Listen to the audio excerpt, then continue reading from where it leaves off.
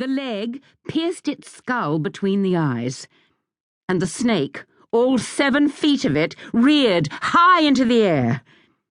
Someone gave a shrill scream, and other screams followed, while Edda Latimer sat and fought to keep the chair leg embedded in the snake's head.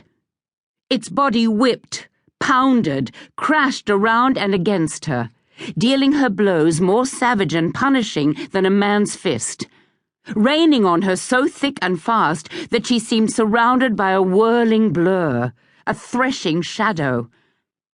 Women were running everywhere, still screaming, eyes filled with the sight of Edda and the old man's snake, unable to get past their panic to help her. Except for Kitty. Pretty Kitty, gritty Kitty, who leapt across the hearth wielding the tomahawk used for last-minute splitting of over-chunky kindling. Wading through the lashing snake's blows, she severed head from spine in 2 hacks. "You can take your weight off the chair now, Eds," Kitty said to her sister as she dropped the hatchet. "What a monster! You'll be black and blue from bruises." "You're mad!" sobbed Grace, running tears of shock. "Fools!" said Tufts fiercely to Edda and Kitty both. The white-faced Reverend Thomas Latimer was too occupied in dealing with his second wife, in rigid hysterics, to do what he longed to do: comfort his wonderfully brave daughters. The screams and cries were dying down now, and the terror had diminished sufficiently for some of the more intrepid women to cluster around the snake and inspect its mortality for themselves. An enormous thing! And for all that Mrs. Enid Treadby and Mrs. Henrietta Birdham assisted the rector in soothing Maud, no one except the 4 twins remembered the original purpose of this ruined gathering. What mattered was that strange creature Edda Latimer had killed a lethally venomous old man snake, and it was time to run home, there to perpetuate Coranda's main feminine activity: gossip, and her attendants, rumour and speculation.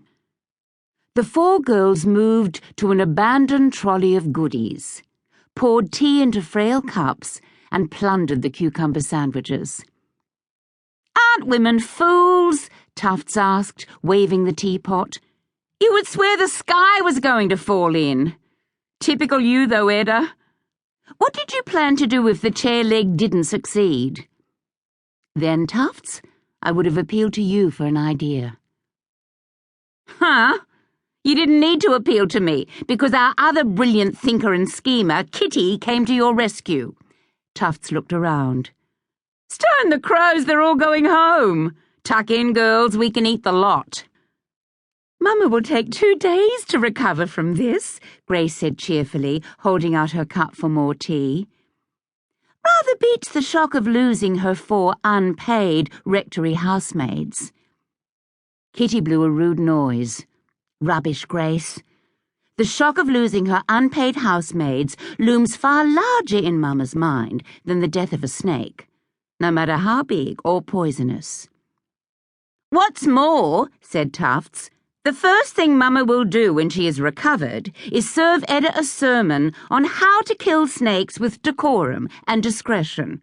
You created a rumpus." "Dear me, yes, so I did," Edda said placidly, smearing rich red jam and a pile of whipped cream on top of a scone. "Yum."